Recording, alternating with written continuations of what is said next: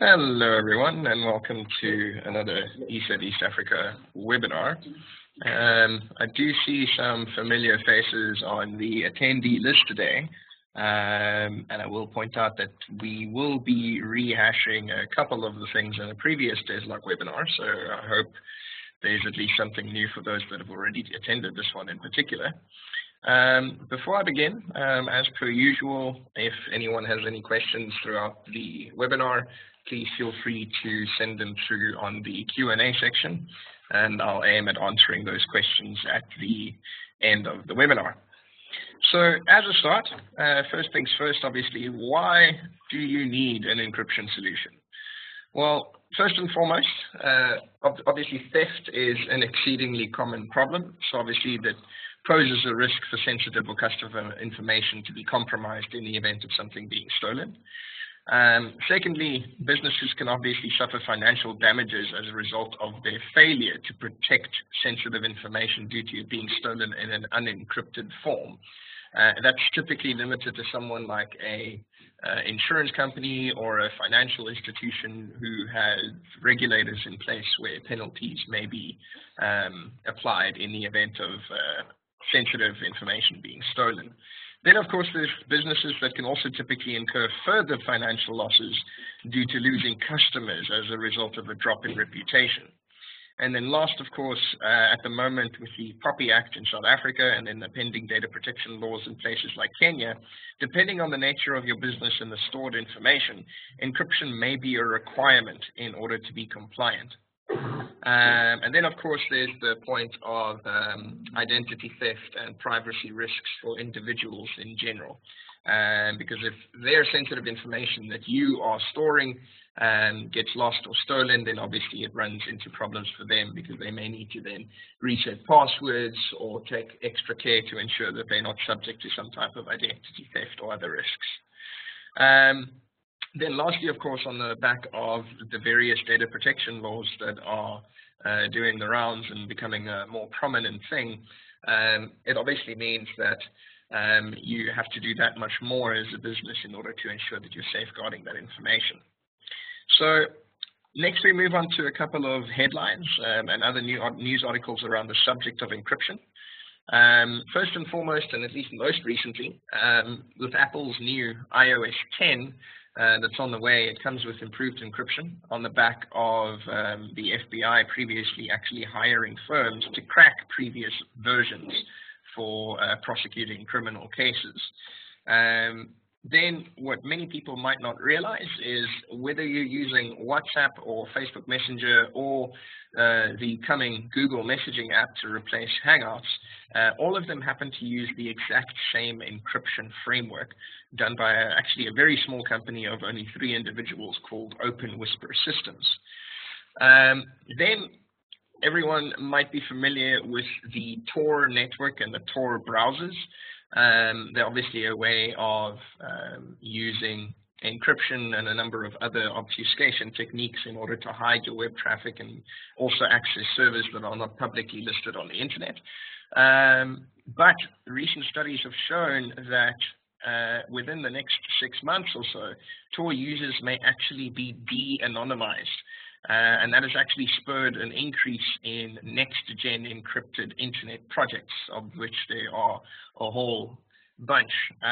So basically means that if you are a Tor user, or if you know of anyone using Tor, those are not necessarily considered safe going forward, because your traffic can actually be linked to you as a person. Then, of course, despite all the work being done on privacy and encryption, there are still many that oppose it vehemently. The EU, in particular, is currently facing pressure from France and Germany's interior ministers to basically pass measures to mandate backdoors in all secure communications apps. It would basically make end-to-end encryption illegal, which is obviously a major issue considering the ongoing trend for most tech giants to adopt all forms of encryption. And then lastly, the US FBI director has actually promised a crackdown on encryption to take place in 2017 following their elections, claiming that they're fighting a losing fight since more and more of what they need to investigate is going dark as a result of encryption and them not being able to actually gain access to that sensitive information that they need to potentially prosecute a suspect or something along those lines. Next, what are some of the hurdles that you typically encounter when trying to implement an encryption solution or when you're looking at products in general? The first item on the list is obviously the inefficient, limited, or no central key management. So here we're talking about solutions where you have to keep jumping through hurdles like sharing passwords, which is obviously insecure and poses its own risks and issues, such as a lack of audit logs to see whom did what and where, or where a risk was introduced because a password was shared with a potentially less than trustworthy party. The second is the ineffective mechanisms for secure collaboration. It's obviously important to decide and implement a solution where users have an easy way to share encrypted data. You don't want them to basically keep changing the way that they're doing things in order to cope with the new system that you've implemented. Third is, of course, the human factor and our innate resistance to change. When you deploy a solution enabling users to use encryption, or in some circumstances where there is a legal requirement or an organization policy that demands it, it basically needs to be easy to use and seamlessly operate without requiring additional processes or training. So the last thing that you want is to implement a great product that meets all your requirements from a legislative or from a legal perspective, but then have to spend an inordinate amount of time educating your users on how to use the system. It needs to operate seamlessly, and they need to be able to get up and going in as little time as possible. The fourth point is obviously covering all of your bases. So when you're looking at an encryption solution, it needs to obviously have all the facilities that may be required by your organization. So things like email and file and folder encryption and full disk encryption, and then lastly virtual disks as they may be applicable to you. So it's also obviously worthwhile to look at a solution that can both scale with you as your company grows and maybe has an additional feature or two that you might not utilize right off the bat. Because if you end up requiring it later down the line, the last thing that you want is to have to maybe replace the entire solution altogether. So even if there's features that you might not use right off the bat, if you have a complete and overarching solution, it means that you've got less hassles later down the line when those might be required. And then the last point is to some extent covered by the former, which is the need to be able to delete securely. So obviously, this could again be for policy or legal reasons, but if you've deleted data, you need to be sure that that data is not going to be recoverable using conventional means. So how do we deal with all of this? Obviously, DESlock is our solution in this case. It's got a fairly unique design, as your enterprise server doesn't actually need to be exposed to the internet. It basically operates through a DESlock proxy, the primary of which is maintained and operated by DESlock themselves, and your server essentially connects to that proxy, but there are options to deploy your own proxy, which in our experience has been largely limited to financial institutions who don't want any communication with servers that are not under their explicit control. But the really nice thing about this design is that it means that you can heavily restrict access to your server, and as a result, you can eliminate most of the common attack vectors or targets. Next, it is a multi-tenant solution, so it is great for managed service providers, as you can deploy a single instance of DESlock, the enterprise server, in order to manage the encryption needs of multiple customers or organizations. Then, of course, on the other hand, if you've maybe got a large company as a client who has many subdivisions or separate entities that operate under one umbrella, it obviously means that you can again have one server in place and actually manage the encryption requirements for all of those entities from one location. So there's no need to have multiple web interfaces that you're logging into at any given point in time as an administrator. Then DESlock can obviously encrypt pretty much everything, ranging from your email, files and folders, your text and clipboard, virtual disks and archives, removable media, and obviously full disk encryption, which is particularly useful for laptops. Next, DESlock doesn't necessitate a domain environment, and it can even operate in a mixed environment for a particular organization as well. So one of the really nice things is that you don't have to have something like Active Directory in place. There's also a portable encryption option available in the form of DESlock Go, which basically means that you can encrypt removable media and still access the encrypted data on machines where DESlock is not installed. Next, of course, on the concept of collaboration, the whole DESlock experience is quite seamless for the users. There are context menus and Outlook plugins to ensure that minimal training is required, if any at all. And of course, it was built with secure collaboration in mind from the start. So the seamless experience extends to the management of the shared encryption keys, which you all manage from the web interface. The solution also includes a secure file deletion mechanism. So obviously on one of the previous points I mentioned, the ability to delete securely is obviously of importance. And this can be done using their own custom method provided by DESlock, which happens to be the default, or a variety of US Department of Defense standards. So you basically just need to select the option as you please. And then in terms of pricing, there are a couple of license options available. It is flexible enough to fit well with the majority of organizations, right from small up to enterprise, but it's important to note that there is annual billing only. And next, when speaking about the competition, only two major vendors stand out, or at least these are the only vendors that we actually come across when we provide quotes, and those happen to be Symantec and McAfee endpoint encryption. Next, there are a couple of other considerations which may be of importance. On the back of securing access to sensitive information, another important consideration is to improve the security of access to systems in the first place.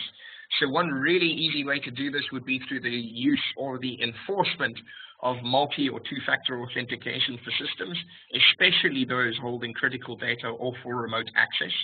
So for example, if you use another product of ours in the form of ESET Secure Authentication, out of the box, you get 2FA for all domain logins to endpoints, both locally and via remote desktop, in addition to support for any radius-based systems. So those would typically be VPN connections and a couple of others.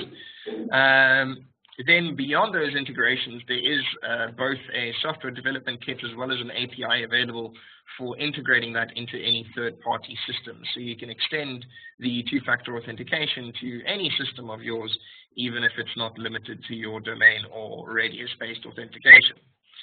Then, whether it's for the use within DESlock or access to any other system, it's obviously of great importance to use or implement stricter access control measures. It's basically imperative to only allow access to information to the users or groups as needed. Then, whilst you can obviously use DESlock to perform, say, full disk encryption, this is not sufficient to provide protection for data in transit. Obviously, with the case of full disk encryption, you only have that volume encrypted, but when you've unlocked the machine and you've booted into Windows and you're basically accessing data on your drive, you're accessing it in an unencrypted form. So if data then ends up being copied off of the drive, it stays in an unencrypted form. And as a result, that obviously poses a variety of risks. So it's a good idea to enforce file-level data security for files or folders or emails when moving or sending around sensitive data, and also secure any relevant web-based system with SSL from a reputable certification authority. In the case of the former suggestion, by using file or folder encryption, the protection remains with the data wherever it might go. So if you're using syncing or collaborative file sharing services like Dropbox or Google Drive or anything similar, it basically means that the data that's being or moved, or the data that is in transit, remains protected wherever it might go. Then, of course, another great way to look at improving overall data security, and in order to become compliant with coming data protection laws, is implementing a data loss prevention solution to basically try and prevent the leak of data in the first place. And of course, if it is, it should already be encrypted. Then, even though it's something that's often overlooked, remember to encrypt your backups as well. Obviously, if your backups end up in the wrong hands, your existing data remains at risk. So that wraps up the presentation aspect of today's webinar. Give me 1 second and I will switch over to the management console for DESlock.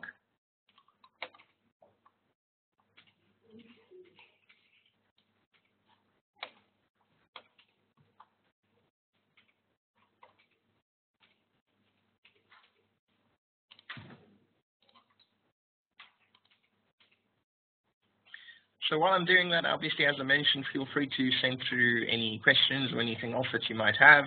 And as I mentioned, we'll aim at answering those towards the end of the session.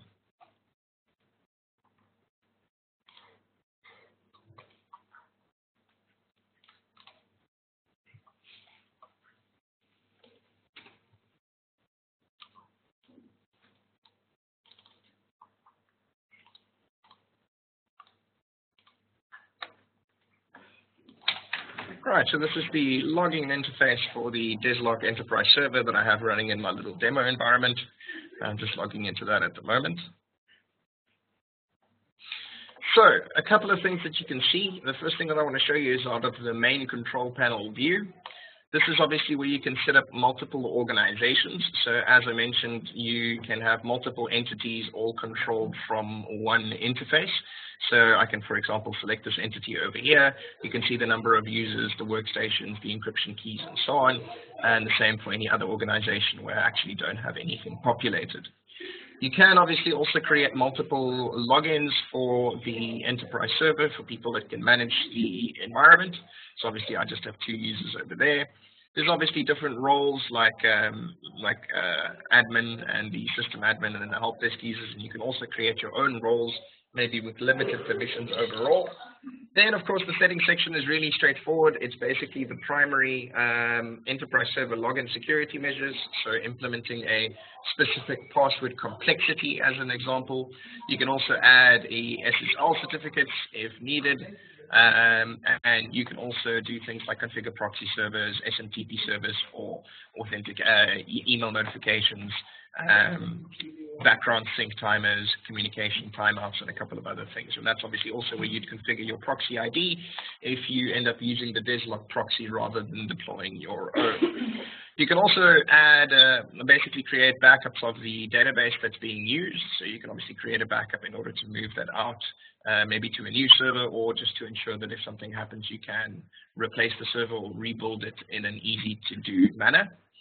And then, of course, on the main view side, if we're just looking at my little demo organization that I have in place here, a couple of things to point out from the organization perspective. First things first is, as I mentioned, you can integrate with Active Directory, and you can basically populate the server with all of your existing users and groups. So it basically just means that when you need to allocate users to particular encryption key groups and assign keys to those groups, you can do that quite easily without having to manually create all of the users, of course. And then, of course, as you can see, there's 2 encryption key groups in my environment at the moment. So those could be anything. They could be departments, they could be particular teams in an organization, whatever the case may be. An easy example is obviously doing it on the basis of departments, because you can essentially maybe create one group for accounts, maybe create another group for support or another group for sales. And it basically means that when all sales team members communicate with one another and share files that are encrypted, that they can actually access the encrypted files between themselves. And if they maybe move a file across to, say, an accounts folder that the sales group isn't necessarily supposed to have access to, or that the accounts people aren't supposed to be able to open, then it means that they won't be able to because they don't have the right keys assigned to their group.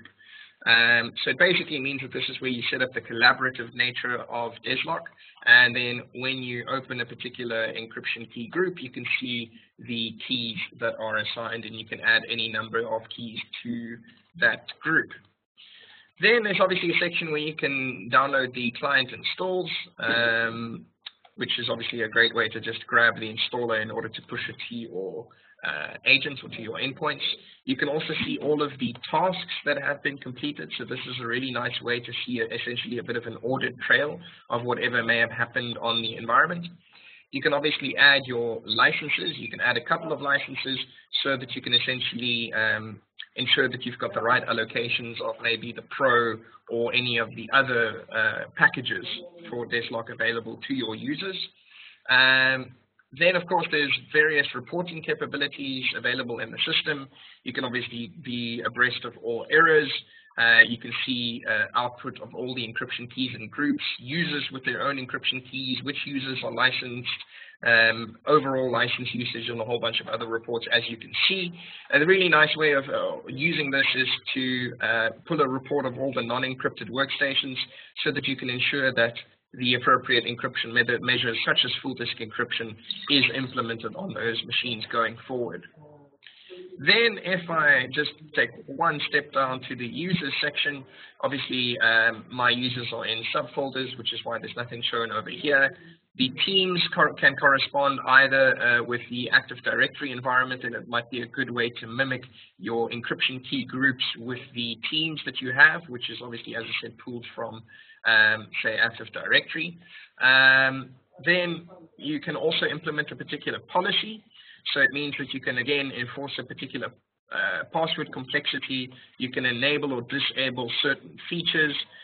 You can also modify removable media access. So in this case, it's open, but if I open it up, I can actually restrict that to say maybe only access media if it is encrypted, or only or block all removable access across the board, or only provide read-only access depending on the requirements from your organization.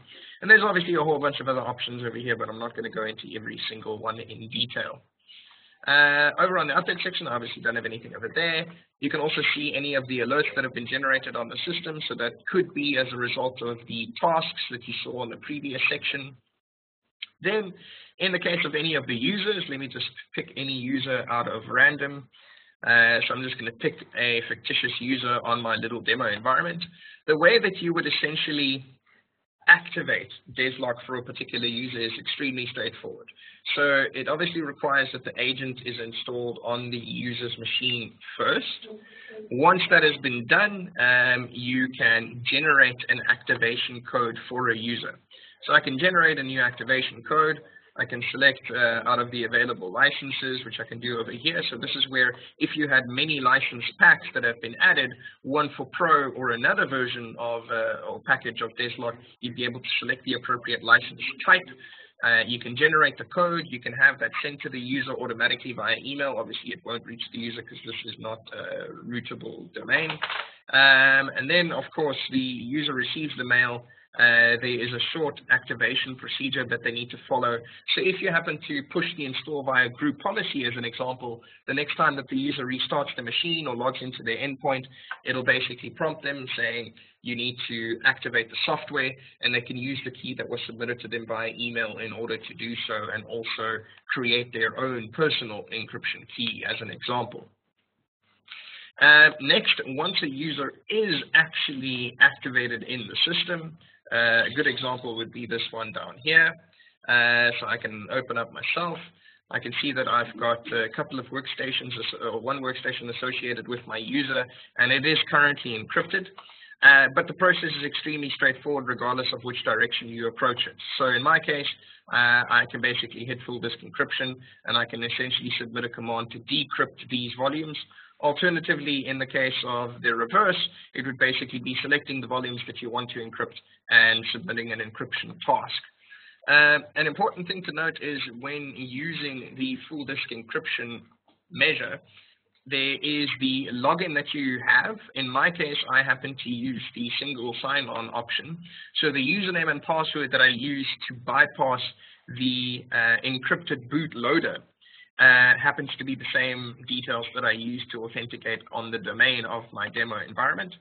But every time you use the full disk encryption, the actual user is created alongside an admin user, so that in the event that a user forgets their password, you can always log in with the admin user. Alternatively, you can obviously follow a recovery process for the user in question. So there are many ways to get around a problem of a user forgetting a password over and above just resetting it or running through the reset or recover procedure. Then, of course, there is the main workstations area. So obviously these are just, you can implement specific workstation policies, things that relate to the DESlock agent, things that relate to the key file settings, and a number of other options. And then, of course, you can see the workstations that are available on your network. Obviously, if the DESlock enterprise server happens to be on the same subnet as the rest of the endpoints, you'd be able to go to network workstations and see all of the machines on that same subnet. So in this case, it happened to detect that there were 2 other machines that were detected on the same network segment as where my DESlock enterprise server is installed.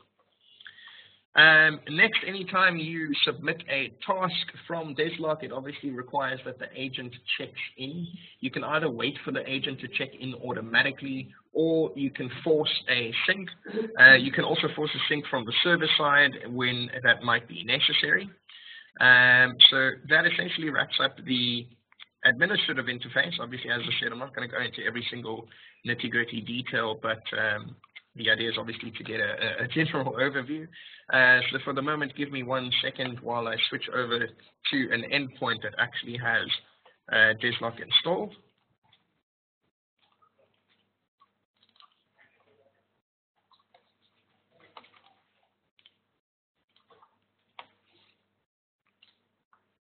So in this case, I'm connecting to one of the machines in my little demo environment.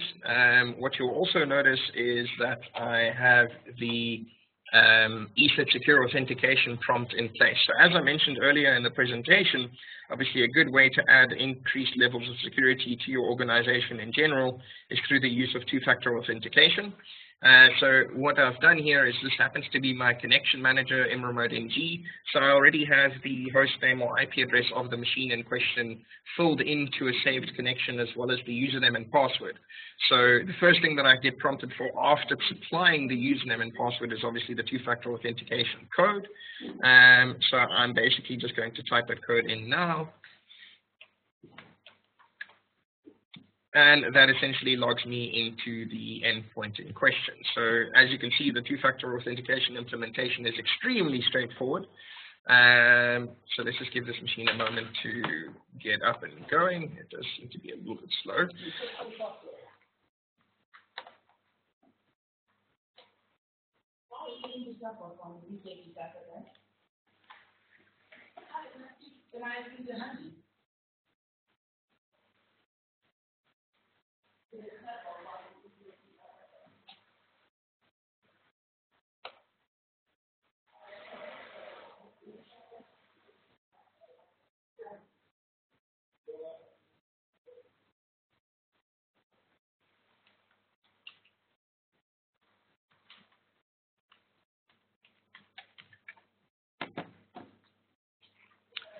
Apologies for that, just a minor networking issue there. So I'm obviously logged into the endpoint at the moment.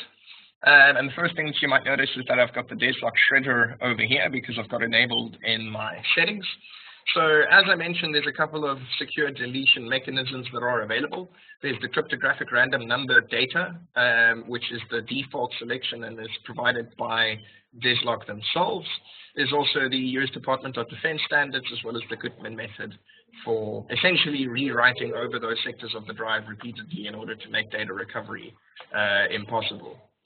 Then if I wanted to delete a document, I can literally just drag and drop it to the DESlock shredder in particular, and that will essentially ensure that that portion of the drive is actually scrubbed in order to protect the data from recovery. Next, this is the DESlock client that is installed on the server. That's obviously just to sync it. This is the main client. Obviously, from a settings perspective, you can do a couple of things like modifying the function when you double click the icon, or what to do if you've decrypted a file. Should you always delete it, always leave the encrypted file, will actually ask you. So obviously for the illustration, I've got that on ask. Next, I can change my password. I can also open my key manager.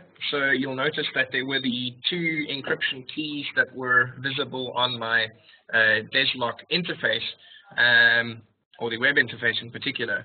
And these are the same encryption keys that have now been assigned to me, because these are assigned to the group that I belong to within the enterprise server. I can also pick an open key slot, and I would be able to generate a new key as an example. In this case, there isn't one, mainly because one of them is already a default. Then beyond that, obviously there's the full disk encryption options that you can access from the context menu over here. You can also create virtual disks, which is essentially kind of like a TrueCrypt container, if anyone's familiar with the old TrueCrypt encryption mechanism. There's also the ability to enable text encryption for any particular window. I can also encrypt the clipboard so that in the event of some type of sniffing or other malware running on the machine, they would essentially be able to capture garbage out of the clipboard rather than plain text data. And then I can also obviously perform the removable media encryption, either on the form of say a flash drive or an external hard drive, or for optical media as well, so that when I write the disk, I write it securely. So that essentially wraps up most of what I wanted to show everyone. I'm going to give everyone a couple of moments to send through any questions. On the back of that, obviously the text encryption is extremely straightforward. I can basically go and say testing text or something along those lines. It can be a document full of sensitive information. I can then use the text encryption section to maybe encrypt a particular window. So now I've selected the window that I wanted to encrypt. I hit the encrypt button. I now need to select a particular key for the use of encrypting this data. I'm going to use that key over there. I say OK, and now that text has actually been encrypted. So obviously that file can now be sent around, and it contains that text, and you basically need to select the window in order to decrypt it in order to see the actual text. There's obviously a couple of other options. You can maybe encrypt only a particular selection, or you can encrypt the data, as I said, that's sitting in the clipboard, and a couple of other options, but that essentially wraps it up. So yes, as I said, send through any questions that you might have. I will give you guys a couple of moments to send them through before we wrap up the session.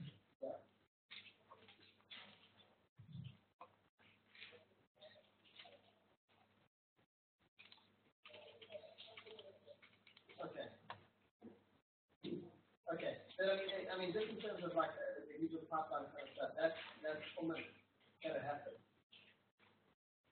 Okay.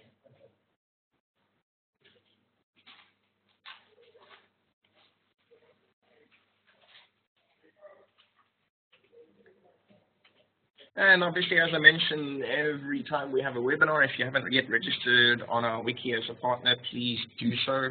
We post all of our recorded webinars on there. We also post a range of other videos on there in the form of demos, sometimes deployment guides, and a couple of other things. We also have data sheets and marketing material, and a whole range of other data and material that's available to you as a partner off of that portal. And of course, if you have any suggestions of material or content that you wish to see, please get in touch either by emailing us at partners@DESlock.com or by using the Contact Us page on the wiki.